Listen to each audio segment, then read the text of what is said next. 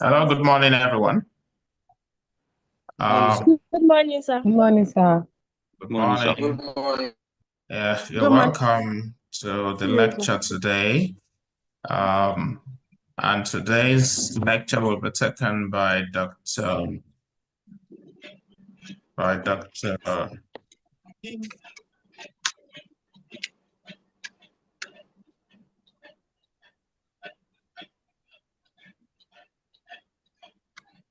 Sorry, I'm getting feedback from those on YouTube, so I had to stop that now.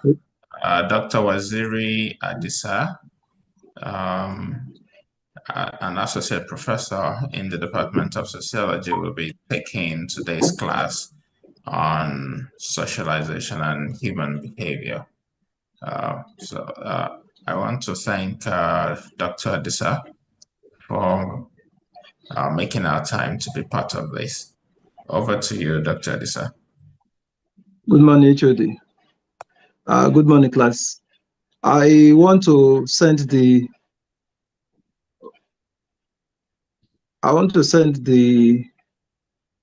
PowerPoint presentation to you, HOD, so that maybe it can be shared from your end. Okay. The challenge will be that I may not stay. You want to leave? End of the class, but you can. Do we have I already have like 3 assignments and I've not even touched one. Hello, these students are. Hello, sir. What's my matric number? 24020. Okay, so I was saying that what we can do, can we get a volunteer among the students who will scroll so that we'll share with that person on WhatsApp or something, because I may not stay till the end. Yes, Dr. Adisa, you can share with me, but we'll need someone who definitely will be here till the end of the class. So feel free to share the slides with me.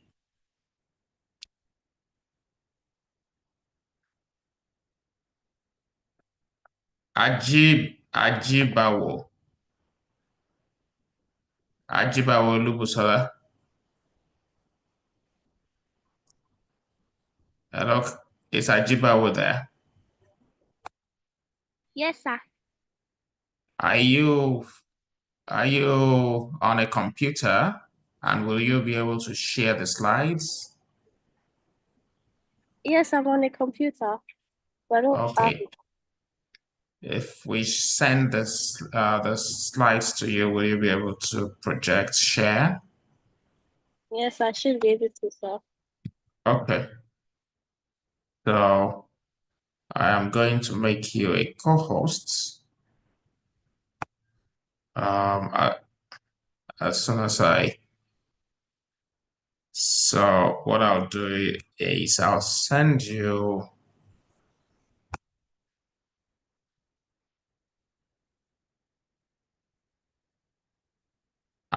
my WhatsApp number, so you can send me a message right now. Is that okay? Yes, sir. Okay, please send me a WhatsApp message.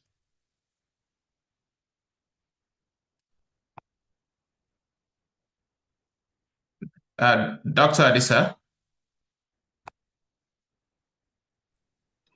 I've sent it to you. It's with you. Okay, thank you very much. Yes, sir. Did you send by mail or WhatsApp? Yeah, by mail.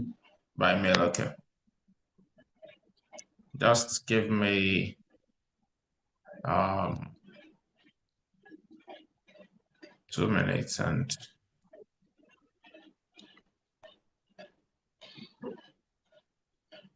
I've sent a message, sir. okay.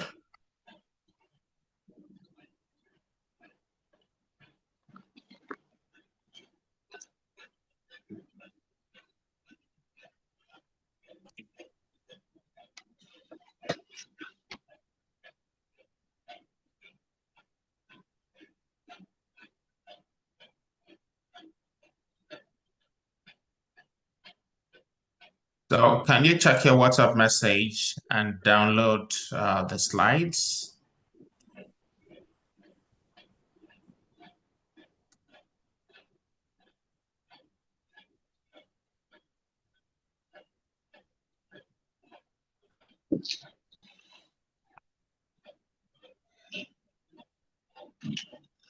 I've gotten it, sir. Okay, you have the right. So please open it and then show it, do the slideshow. And then you can share. You can use the green share button at the bottom.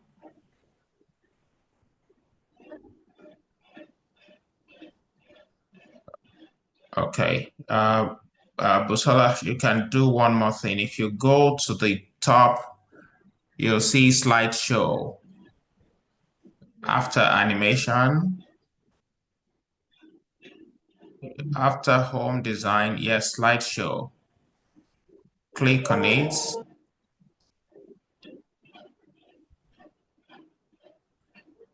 And you can start from the beginning.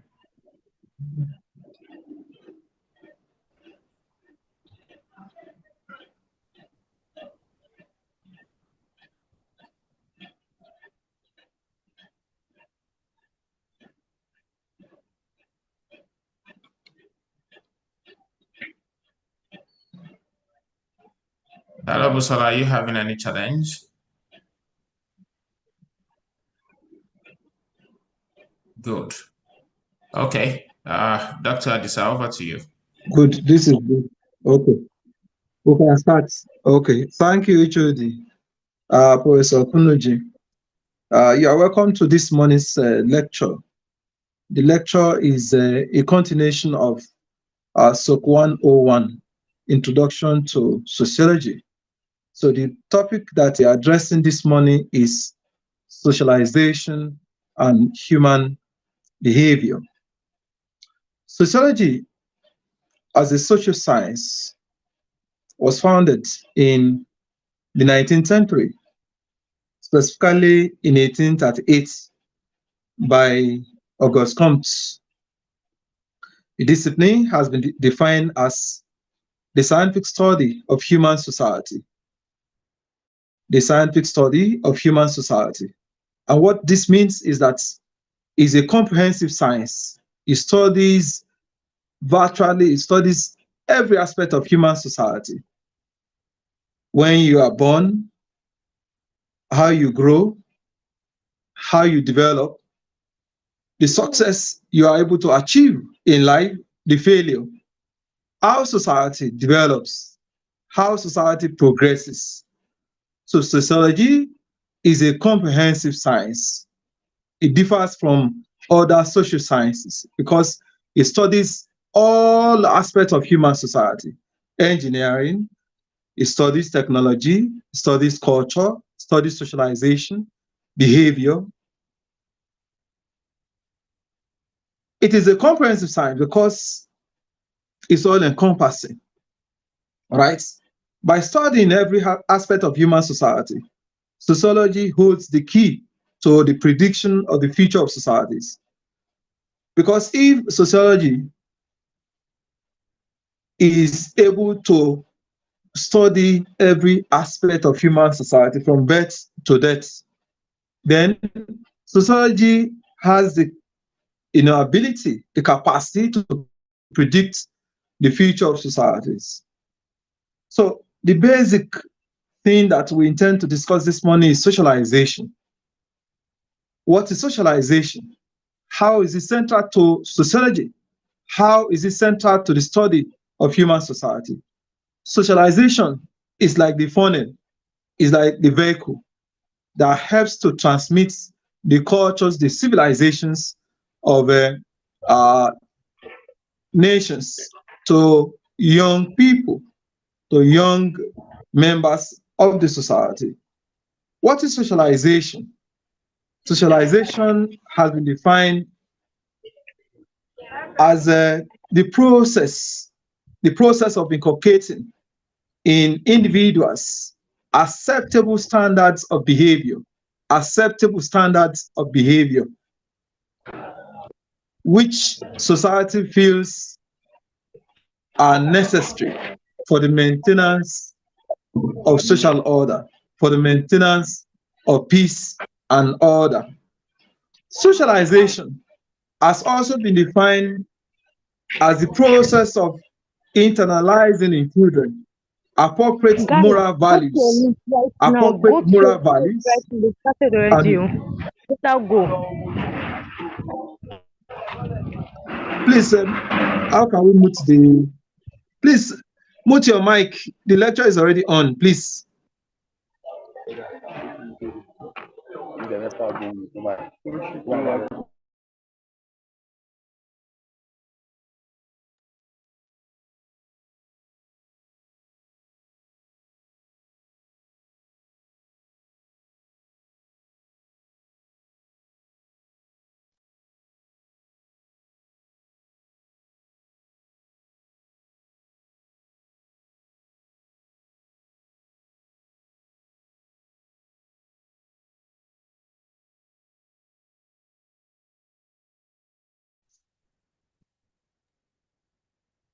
Hello, Dr. Adisa, are you there?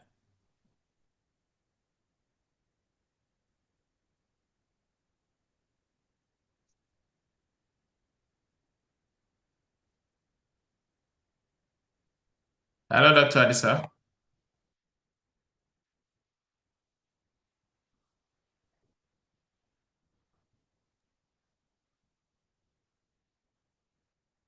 Hello.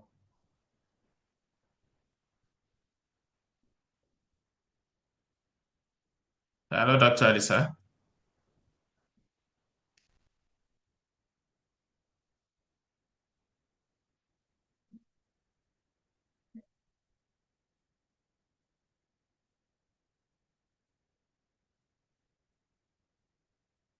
Hello, Dr. Alisa, can you hear me?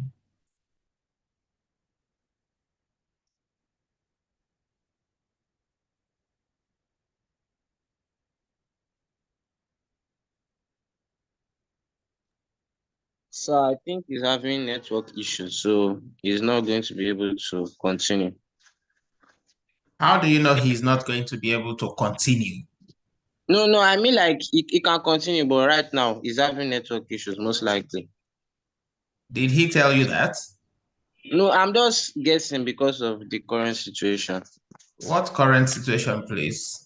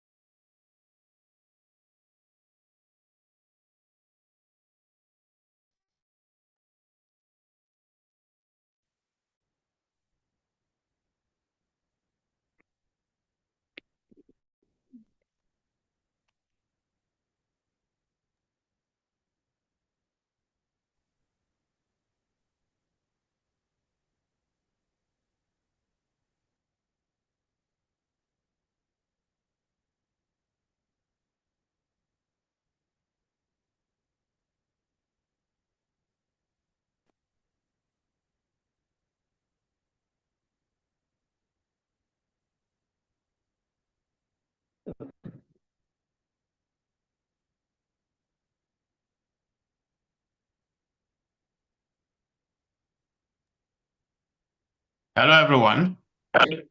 So it's apparent that Dr. Adisa dropped off. He's trying to rejoin, and because we have reached the maximum number of 300, I'll have to pull out one person. That person will join on YouTube. So if the person tries to reconnect, the person will be redirected to YouTube. Any volunteer? Or I'll just pick someone randomly.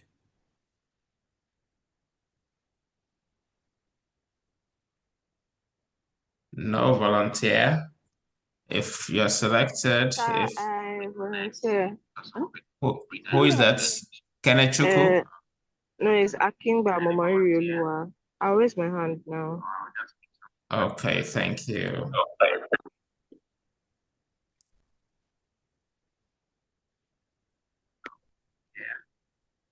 Akingba.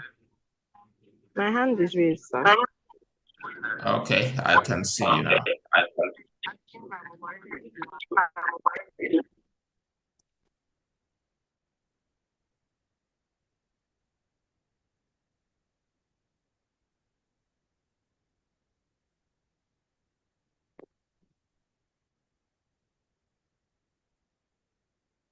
The challenge we're having is that, okay, let me see.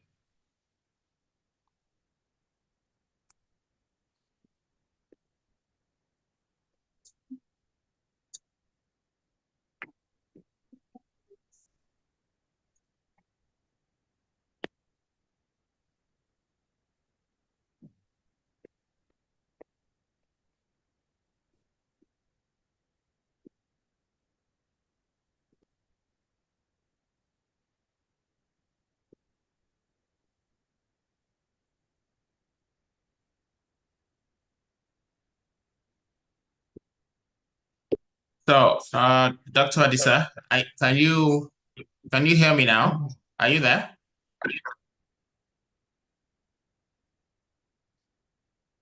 Hello, Dr. Adisa.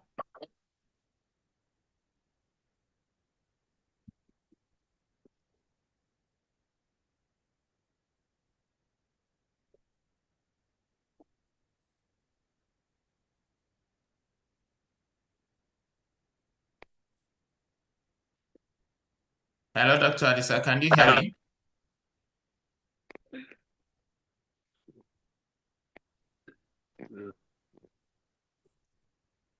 Hello, Dr. Adisa. The mic is muted.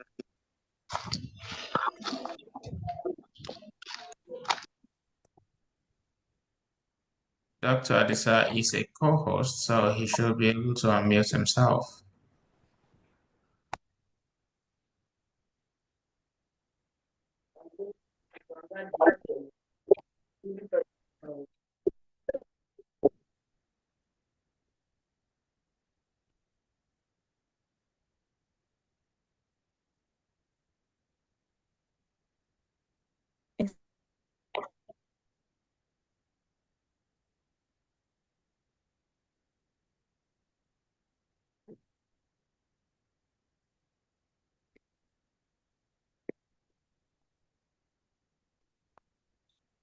Hello, Dr.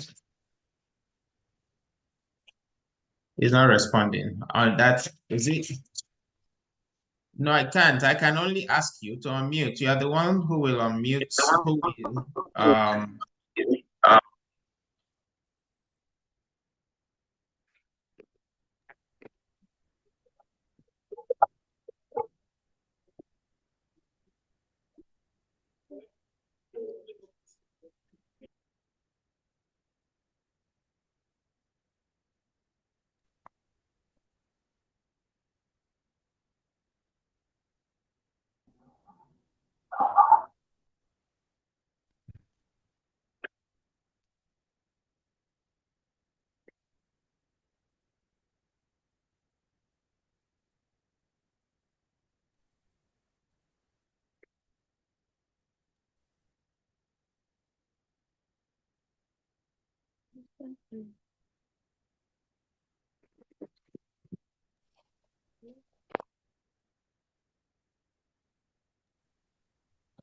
Hello, I need to be sure that participants can unmute themselves. Busola, can you unmute yourself, please?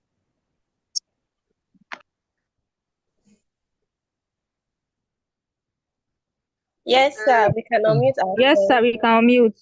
Okay, you Yes, can we can. unmute. So, okay, Yes, sir. thank you. So if Dr. Adisa can't unmute, then it's not a general problem. Yes, I can unmute myself. Okay, thank you. So Dr. Adisa, please keep trying. You are the only one who can unmute. Yes.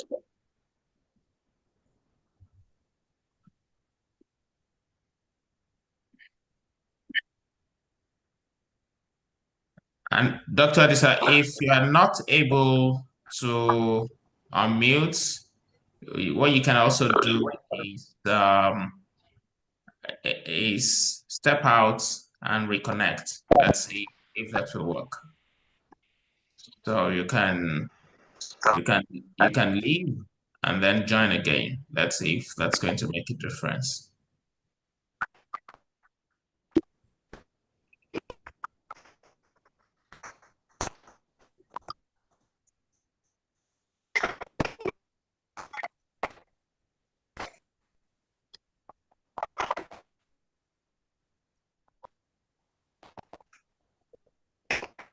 No, please. Okay. Look at anything you say. Come on, sit.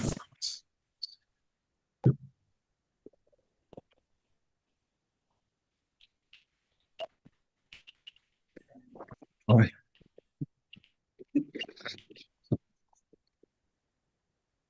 What's going on?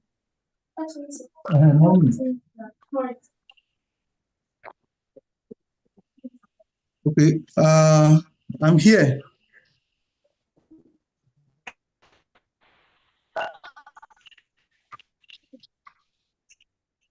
So the topic I will addressing this morning is socialization.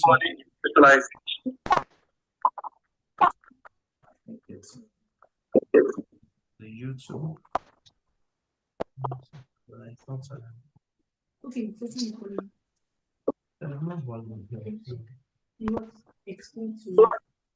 Okay.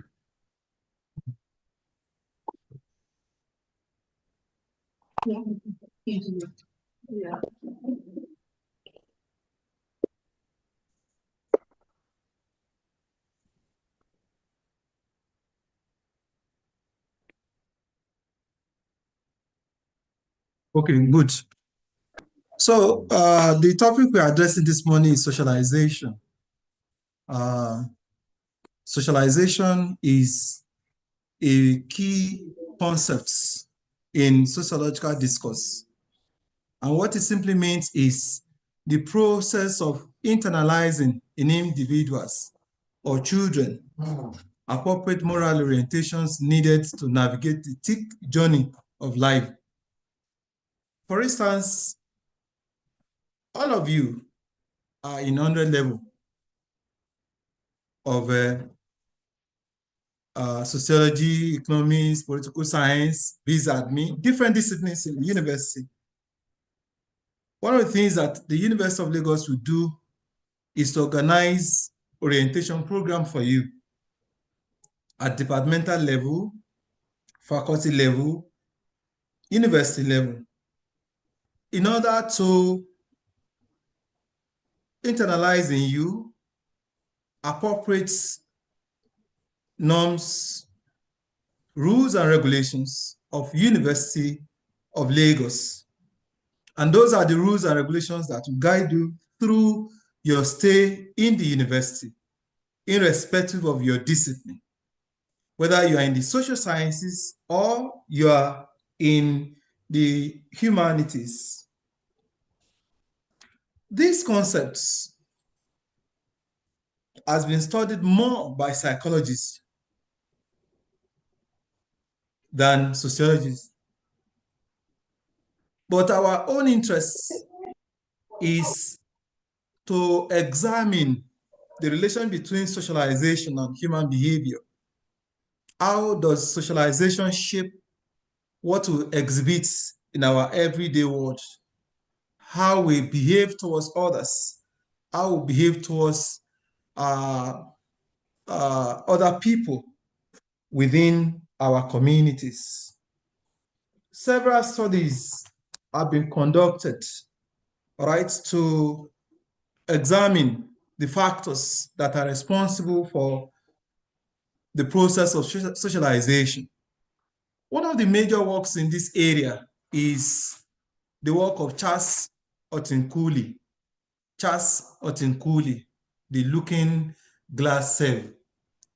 Cooley's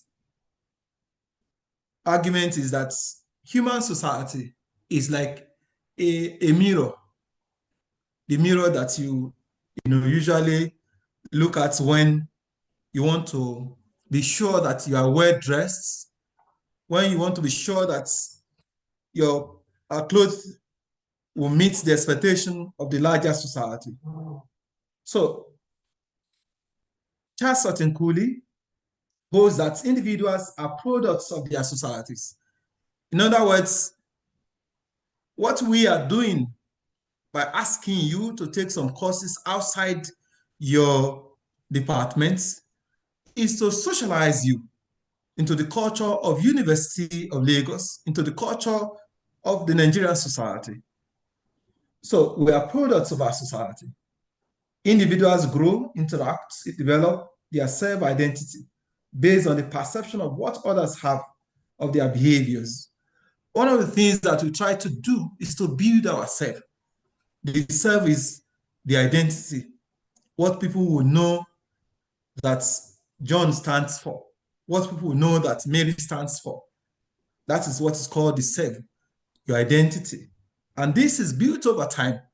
This is built, through the interaction between the mind and society. The mind will receive, what people say about your behavior, about your identity. That's the mind. Then society, what shapes the mind will come from the society. So what people say, the perception, the attitude towards you will, always shape how you behave or change towards others in society. Cooley believed that human behavior and development of it are determined by our routine social exchanges between society and individuals. Individuals grow based on their ability to see society as a mirror. In this mirror, which is society, life expectations and the accepted standards of behavior, such as honesty, hard work, integrity, support for others, respect for human rights, are the values that will expect you to adopt over time. For instance, in Yoruba society, there is what is called omoluabi. Omoluabi is someone with a decent behavior, a complete ethical behavior, someone who is honest, hardworking, right? Someone who is transparent, open, accountable, someone that can be trusted, someone that is reliable. That's what is called Omoluabi.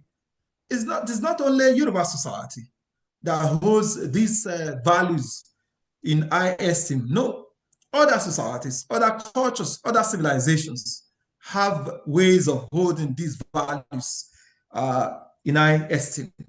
So, human behavior is the behavior that society expects from you. And where does it come from? It comes from the culture of the people. What is culture?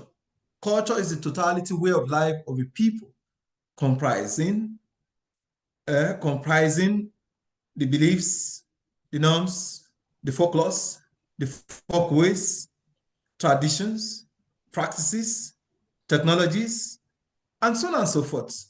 Culture, however, varies from one place to another, but there could be similar cultures across regions. There could be similar cultures, within a state, within a nation. Take, for instance, the Yorubas, Ijebu, Egba, Awori, all of them have their dialects. However, they have the same, or they trace their origin to Odudua.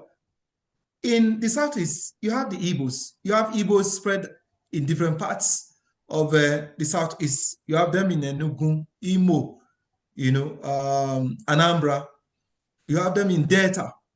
But when you see the Igbos, you'll, of course, see traces of unity in terms of their cultural, what they exhibit as cultural norms and values.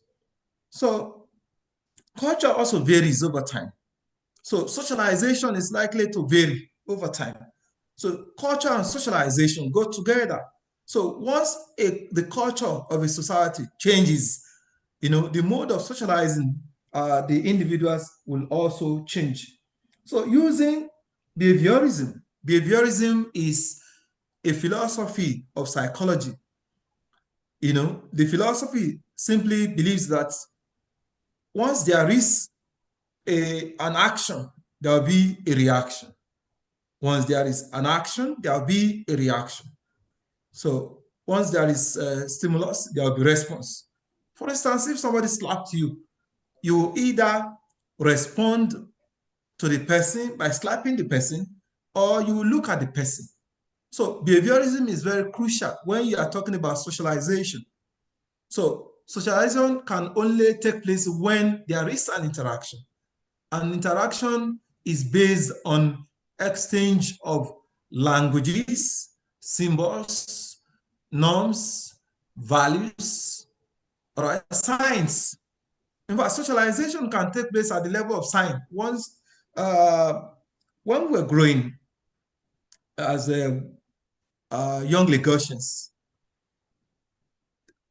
when there used to be a sign that once that sign was displayed to you, you will know that this person was abusing your mom.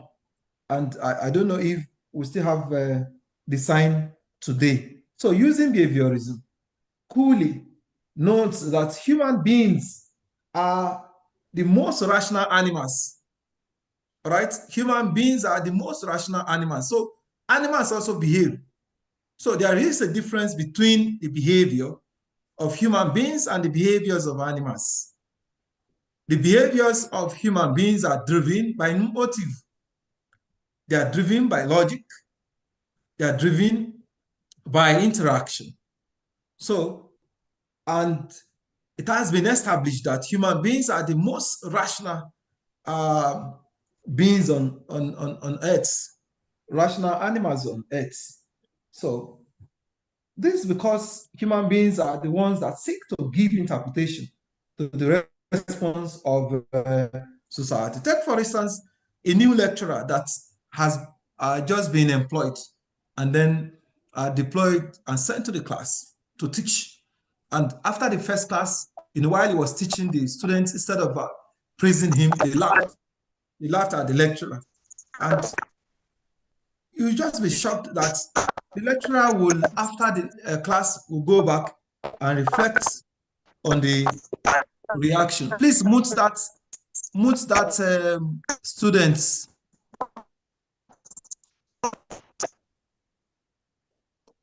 Olabi, you are the co-host. Mute that person, please. Thank you.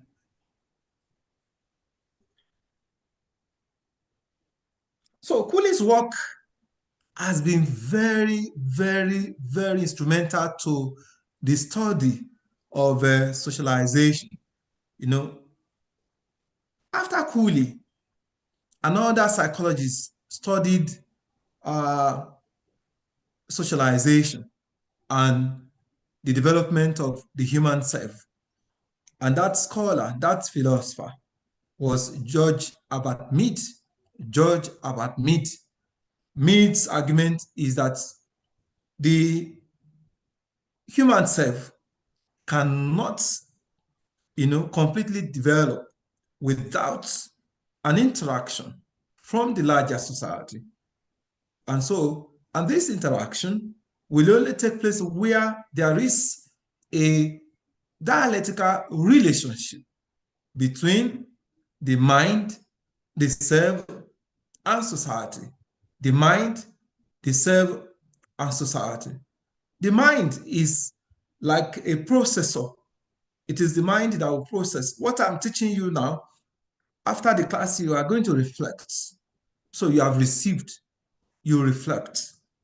And so your further interaction with literature, with other lecturers in the field, other students, further reading will shape your knowledge of socialization, your knowledge of sociology. So Mead's argument is that for you to know that you are learning from others, you will have what he calls the me self from I. I is the spontaneous self and is immediate. Hi. When you say hi, you are still talking about yourself. But when you say me, you are talking about yourself within the context of others, within the context of the perception of others, within the context of what others say, what others perceive about your behavior.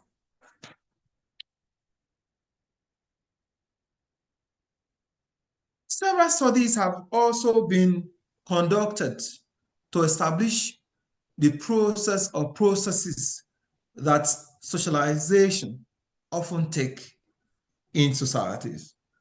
One of these studies was conducted by a psychologist called Lawrence Kohlberg. Lawrence Kohlberg. According to him, there are 3 levels of moral development, 3 levels of moral development and 6 stages of moral development. What it means is that each level of moral development has 2 stages. The first level has 2 stages, the second one has 2 stages, and the last one has 2 stages. But I want us to concentrate on the 3 stages of moral development. What is moral development? Moral development is how we come to imbibe, the appropriate moral orientation in society. For instance, bullying is a bad moral orientation. It's not good. Involvement in cybercrime is a bad moral orientation. It's condemnable. Substance use is a bad moral orientation. It's condemnable. Theft of mobile phone, fighting, rioting, association with cultists or cult groups, association with organized criminals. All of these, are indications of bad moral orientations. Good moral orientations are: one, honesty. When people can trust you, you can be trusted. Two is respect for others and constituted authority. One of the things that will count for you in the university is to respect your lecturers, respect constituted authority. Liadi, you are raising your hand. Sir, please, the slides is not corresponding with what you are explaining. Yes, you are. This is just an abridged version. All right. Okay. That's just an abridged version. You are going to have the detailed version. Okay, thank you. Is that clear to you? Yes, the sir, theories are not included, so the theories will be added later. Okay, sir. Thank you. So, honesty, integrity, respect for others. Like I said, one of the things that will count for you in the university is to respect constituted authority. You respect the various heads in the university. Respect your lecturers, you respect elders, and other people that will be working with you for the 4 year or 5 4 years or 5 years program that you will be taking. According to Lawrence Kohlberg, the 3 levels of moral development are: 1, pre-conventional; 2, conventional; and then 3, post-conventional. Did you get the 3 before I proceed? No, sir. I said the 3 levels of moral development are: 1, pre-conventional level of moral development; 2, thank you, you got it. 2, for those who did not get it, let me repeat. 2, conventional level of moral development. Then 3, post-conventional level of moral development. If you got the 3, let me know. So we got it. Okay, Got good. it. Thank you. So Yes, the sir. first level Sir, of moral... Listen, sir, please, can you repeat number 1? The first one. Pre-conventional. Pre-conventional. Is that taken? I'm sorry, sir, to interject you. I didn't get the second one. Conventional. And then post is the third. Still retain the PowerPoint presentation. Please go to the last slide. Sir, please, what's his name?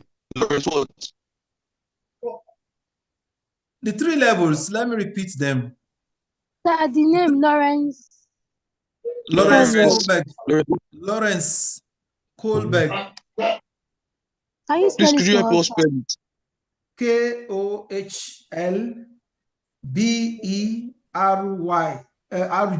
Lawrence Kohlberg. Should I spell Lawrence? You know how to write Lawrence? No, Yes. sir, spell it Kohlberg. Kohlberg is here now. He's already... Okay, I've seen it. Ashimi has spelled it. Yes. I've seen it. Good. Thank you. Okay, Lawrence Kohlberg. And the title of his work is The Moral development theory. The moral development theory. There are two things that intends to explain. One, moral reasoning. Two, moral identity. Moral reasoning. How do we judge, right? How do we ascertain that what we are doing is the right thing? How do we ascertain that what we are doing is the right thing? That is moral reasoning. At every time, at every point in time, you want to ask yourself, is what I'm doing the right thing? Is it acceptable to society? Can it be adjudged by the school as the accepted practice? Moral identity is the self that society accepts, the self that society accepts. What I'm saying in essence is that an identity, a behavior that is in line with the expectations of society. That lady that is the co-host should share the slide again. Kindly share the slide again, please. Thank you. So I now go to the 3 levels because I want to take them slowly. One, the pre-conventional level of moral development. That is the first stage in life, pre-conventional level of moral development. That level of moral development is the first stage in life. That's the stage when you'll be born to a family. Ayotunde.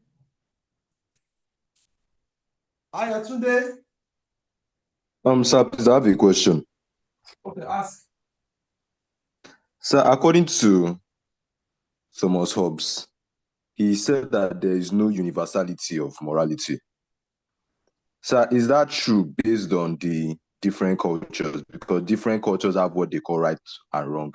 And every culture, one's culture's rights may not be another one's rights. Okay, good. Thomas Hobbes was a radical scholar, right? Culture varies. Morality,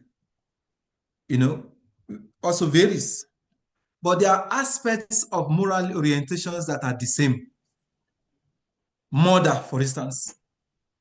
Tell me in a society that accepts that somebody should be killed without any offense.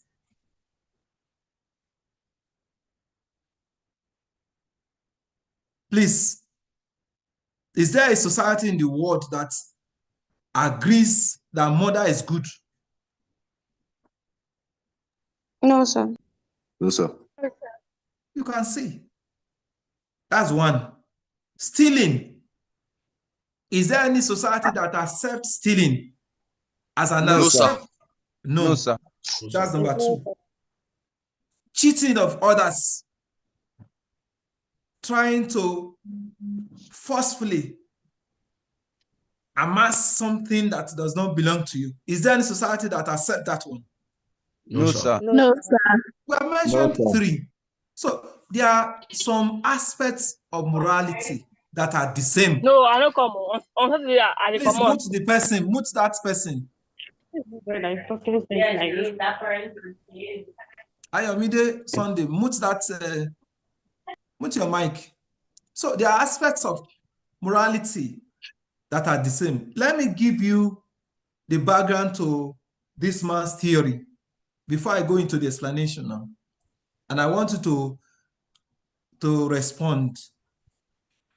He gave a scenario. You know what psychology is all about is about experiments. He gave a scenario. Somebody was working in a factory. His wife got sick with cancer, diagnosed for cancer. All right. It was in a a place, an office where he could steal money to cater for the sickness of the wife. He requested for loan from the organization. The organization refused. He requested for financial support, not loan this time around. The people who could help him refused. The man was now faced with moral dilemma. Put yourself in that position, moral dilemma, when you are confused as to what you are going to do, to follow society or to follow your destiny. What will be your position? Will you advise the man to allow the wife to die or to steal the money that was in his custody in order to cater for the sickness of the wife? What's your position? I steal the money, sir. You will steal the money. I think you should steal the money. Yes, steal the money. Good. Yes, boy, so steal the money, because his life Okay. license is also important. Respond and mute your mic. But society says do not steal. And somebody is almost dying. So he should steal. He should Don't let call his wife. anybody thief. Right? So I should steal at that point. That point, you should steal. Okay, wait. So he should just let his wife die. No, so his argument now is that there are 3 stages through which we learn about what society accepts and what society does not accept. 3 stages. The first stage is pre-conventional stage. That's from age 1, all right? From age 1 to the time that will complete a primary school. And the moral orientation at that stage, the pre-conventional level of moral development, is obedience. Your parents are expected to teach you, to train you, to socialize you in a way that you will always respect the elderly persons, constituted authorities that you meet. Obedience to constituted authority. Family orientation. It is at that stage that they will introduce to you the language of the family. They begin to introduce the language of the family, the signs and symbols of the family. The next stage of moral orientation, according to Lawrence Kohlberg, is the conventional stage of moral orientation. You call that first one family, in order to be clearer to you, family. Moral orientations about the family system. All right? The societal expectations. As from secondary school, they will begin to introduce literature, different storybooks to you. Those storybooks will tell you stories about warriors, empires, honest people, will tell you different stories. And the essence of asking you to read the literature, to read different stories, is to imbibe in you some of the expectations of society, some of the things that society will expect you to imbibe. I can remember when I entered secondary school, I did literature. It was through literature that I came in contact with different books, different texts, Macbeth, the 3 or 5 Witches, The Lonely Londoner, The Bottled Leopard, different storybooks to teach you about the expectations of life. So that period will begin around 12 years to the time that you will enter the university around 2021. This exact time that you have found yourself, this year 1, right? Early adolescence. At that stage, we need our parents. The first stage, we need our parents. The second stage, we need our parents. The question is, how many children will have their parents available to imbibe, to transfer the appropriate moral orientations to them at the pre-conventional level of moral development, at the conventional level of moral development? How many children will have their parents with them? What of the OVCs, orphans and vulnerable children, abandoned children, children in separated families? All of this will affect the nature and character of the moral orientations that will imbibe. That's why to curb stealing in someone who has been used to stealing from home and you want to curb it in the university, you have to work hard. And it's one of the reasons why the university system must have different social clubs that help to transmit all these moral orientations to students. The third level of moral development is the post-conventional level of moral orientation. That is the stage, and that stage you can call it world.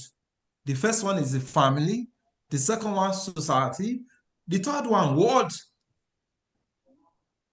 That is the stage at which your parents, your schools, the social media, complex organizations that you interact with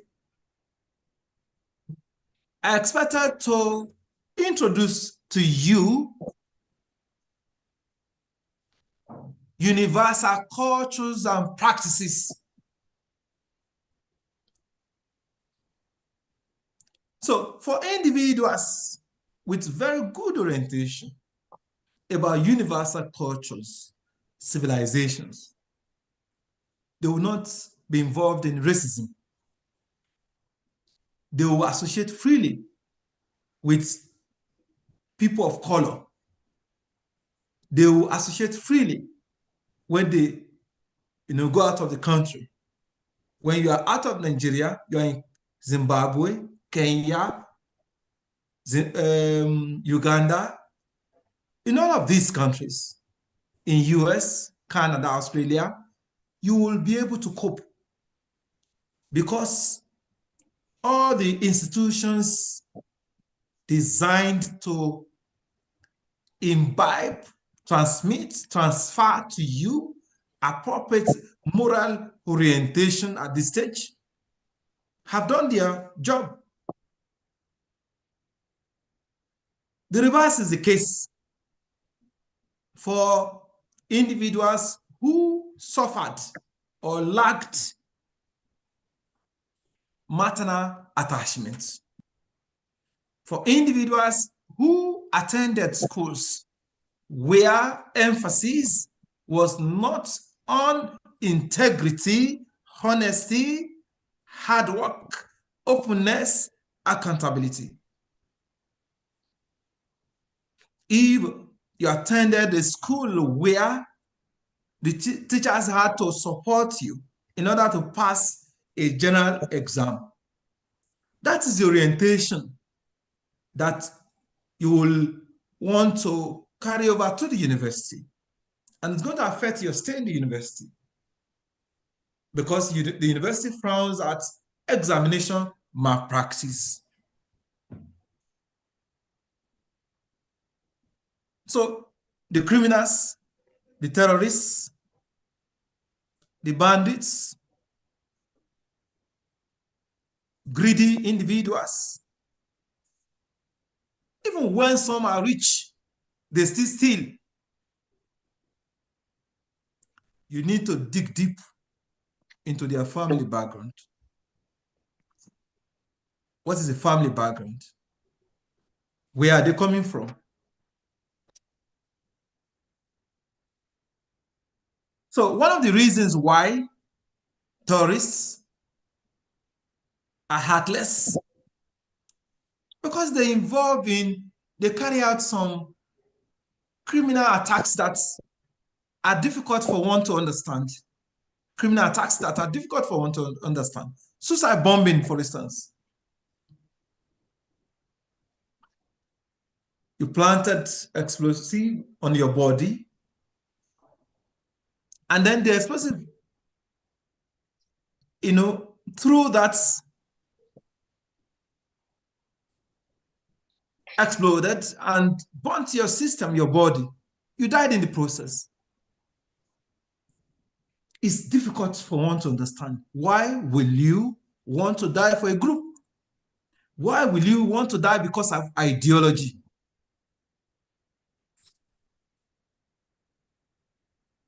That is suicide. Why will you want to die because of ideology? So very difficult. So psychologists have argued, especially Lawrence Kohlberg, that criminals, deviants, delinquents possibly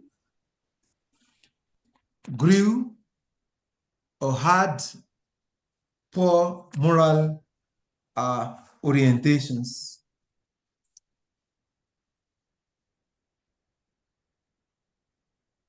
All right? Another psychologist has been able to explain the role of maternal care in socialization. Maternal care. Maternal care is a support, social, economic, financial, ethical support that our mothers, our caregivers are expected to give us in any society. But not everyone will experience this maternal care, maternal support. What of children who didn't stay with their parents? What of children whose parents had died before they reached the age of adolescence? So maternal care, very, very crucial. The name of that psychologist is John Bowlby. John Bowlby. Did you get it? Before I proceed, John Bowlby. So please spell the Bowlby. Okay, Bowlby. John Bowlby. Let me type it in the chat box. Bowlby, take it now. All right, are you there? Bolwby, Bowlby, John Bowlby, maternal attachment and deprivation theory. That is his work, maternal attachment and deprivation theory.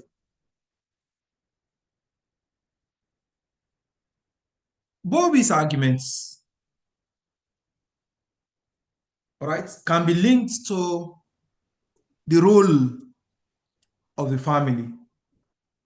Now we are going into the discussion of agents of socialization. What are the various agents of socialization in the society? Though literature, maternal attachments and deprivation, to deprive someone, deprivation theory. Let me know if you have gotten it. Yes, good. But it has to go with the first one, maternal attachment and deprivation theory. Bowlby's argument is that the first institution that is expected to socialize children or individuals is the family. The family is the primary unit of society. The primary unit of society,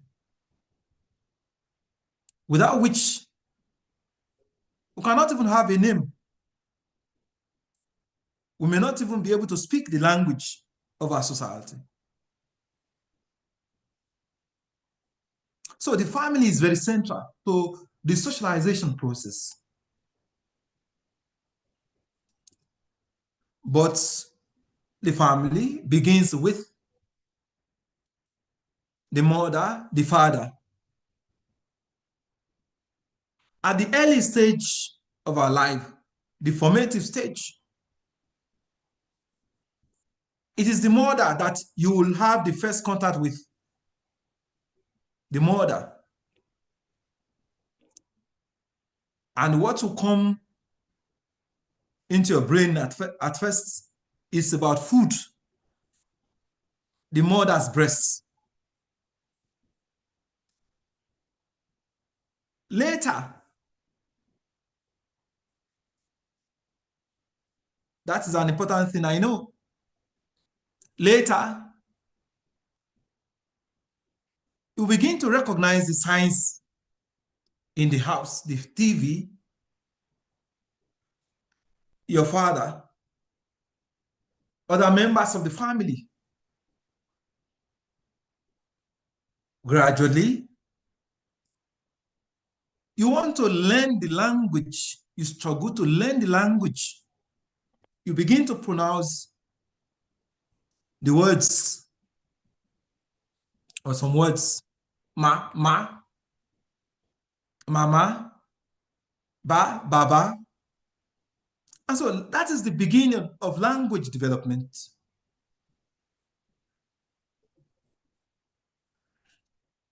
Later, the mother, the father, will help you to refine your language in line with the language of the society.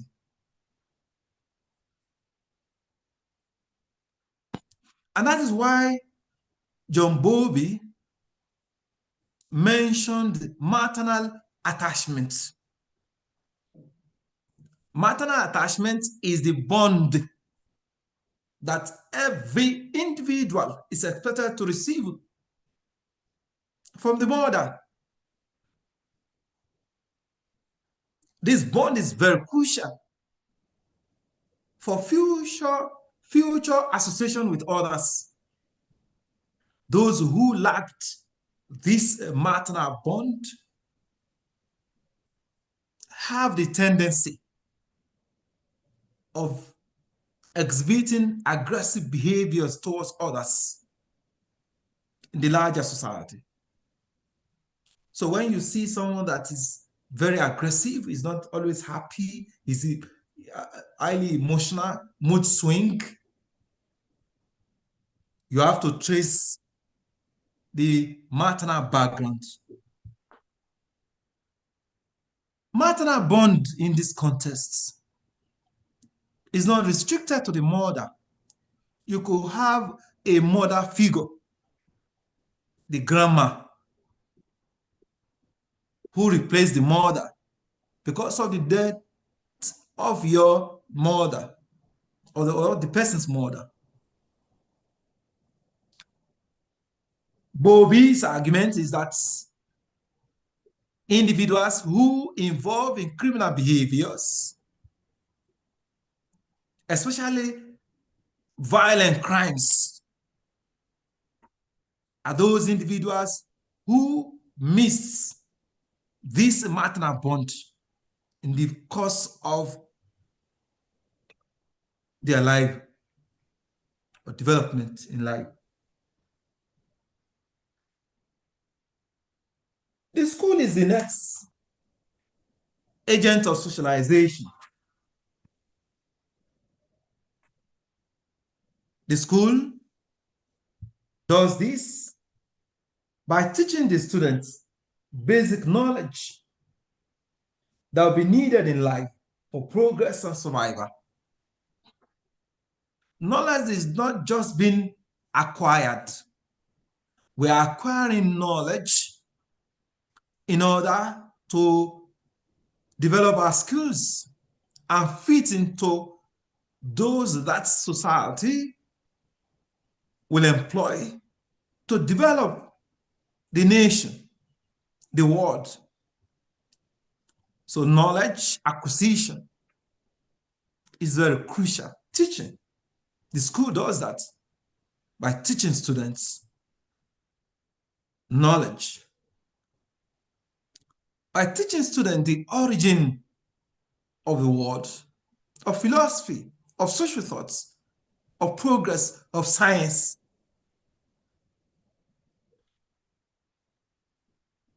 An American philosopher, John Dewey, an American philosopher, John Dewey. Do you know how to spell that one?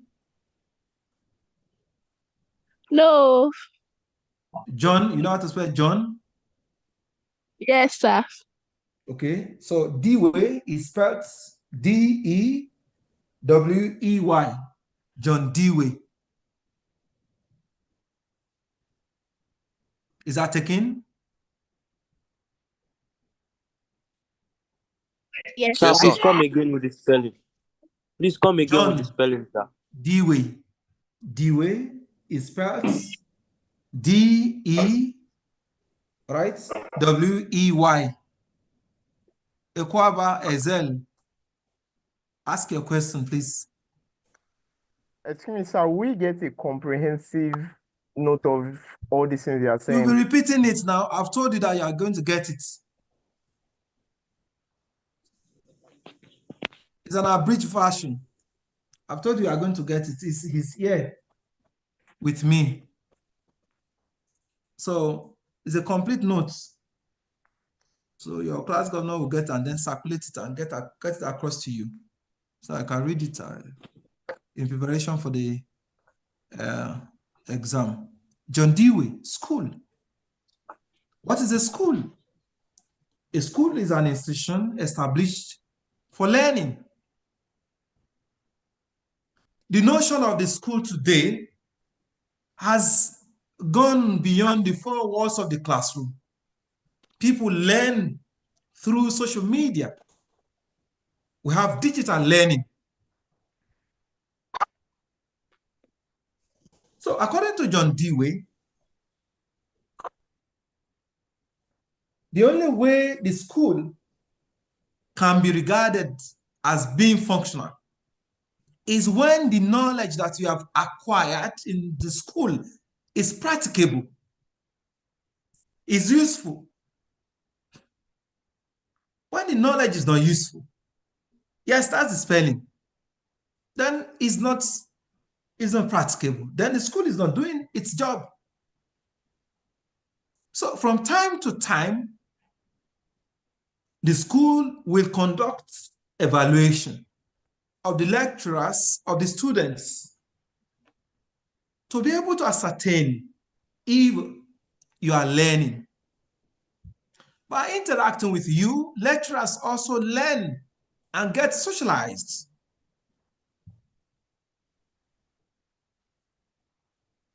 When I was here as a student of University of Lagos, right, more than 20 years now, we're not many. Now you have large population, more expectations, more opportunities for the current set of students.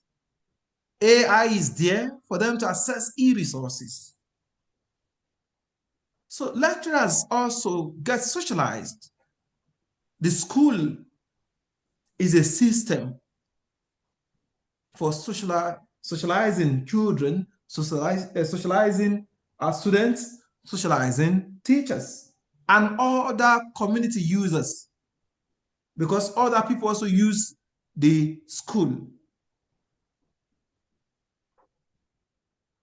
The next one is peer pressure. Peer pressure, influence of our friends.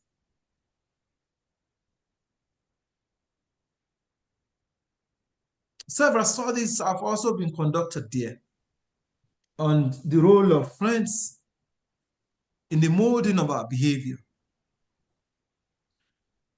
As they used to say that, show me your friend, I will tell you who you are. We always have reference group, a particular group that we can say that is a model, is a reflection of our behavior. And that is why, as new students, you must ensure that you associate with good friends in the university. You must ensure that you associate with friends that can assist you in learning, in succeeding in the university. There are several studies on the role of friends in socialization. Albert Bandura, Edwin Sutherland, Differential Association, Ron Hackers, right? All of these scholars have been able to demonstrate that friends, the environment we live, are very central to the nature of behavior that we exhibit in the society. The mass media is another major agent of socialization. The mass media, TV, radio, social media, modern technologies. The students of today are students of the global community, where digital learning is paramount to the process of learning. If you want to remain relevant as students, as teachers, you must imbibe digital technologies in today's world. If not all of us, most of us will have social networks in different social media platforms: Facebook, TikTok, WhatsApp, different social media platforms. We have groups, and all of these groups are shaping the way we learn, the way we behave towards others. The state is also a major agent of socialization. The state, the government, very central, because it is the state that makes the law. It is the state that makes policies. It is the state that designs the strategies.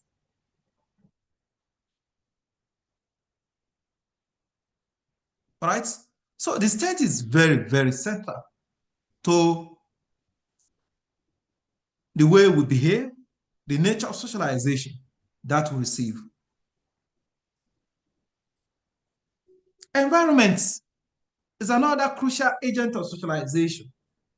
Where you live, where you stay, where you school, the location of your school, all right, will determine how you behave in the short or long term.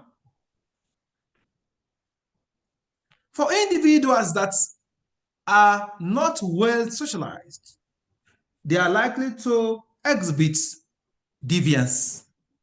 And that's the last topic that we are going to address today, and then we'll conclude the lecture. Deviance. Deviance is the violation of the accepted standards of behavior in a society. The violation, which may or may not attract sanction. It may or may not attract sanction. You don't ask me. May attract sanction, may not attract sanction. The one that attracts sanction is crime. The invention of computer, for instance, was a deviant behavior at the time. But society will praise the person. But negative deviant behavior is the one that brings discomforts, inconvenience, disorder, lawlessness, anarchy, and problems to the society. That is negative deviant behavior. So if it is exhibited by young persons, we call that delinquency. So if it's exhibited by adults, we call it crime. And there are different types of crime in society. So I want to thank you for attending this morning's lecture, Dewey's philosophy, pragmatism. Dewey's, that's a question for me. Let me respond to that question. He said that how does Dewey's philosophy, shape the way we respond to world problems? Yes. Dewey's emphasis is about pragmatism, that the school must be pragmatic. The school system must focus on education that shapes society, that shapes the development of society.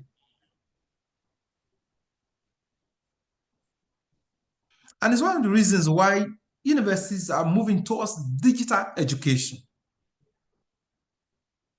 We want you to be able to fit in, into any system, whether within the African continent or outside the world.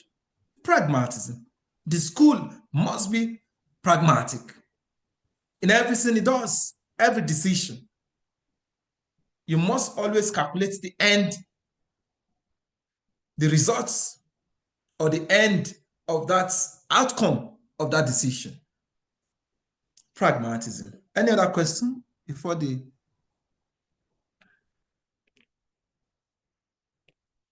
Definitely, knowledge is not static, right? Knowledge is not static. I said it earlier, that culture varies, and knowledge is an aspect of culture. So knowledge varies, right? It varies, it's shaped by new ideas, and that is what we call paradigm shifts in sociology. I don't want to take you into the core aspects of sociology because you are just starting. Otherwise, I don't want to create any confusion. Paradigm shift is an idea that we teach at 400 level, and I hope you enjoyed the lecture. I want to thank you for attending this month's lecture. God bless you all. Thank you, sir. Thanks, sir. Yeah. Thank you, sir. Thank you. Thank you, sir. Thank you, sir. Thank you, sir. Thank you, sir. Thank you, sir. We love you, sir. Thank you, sir. Thank you.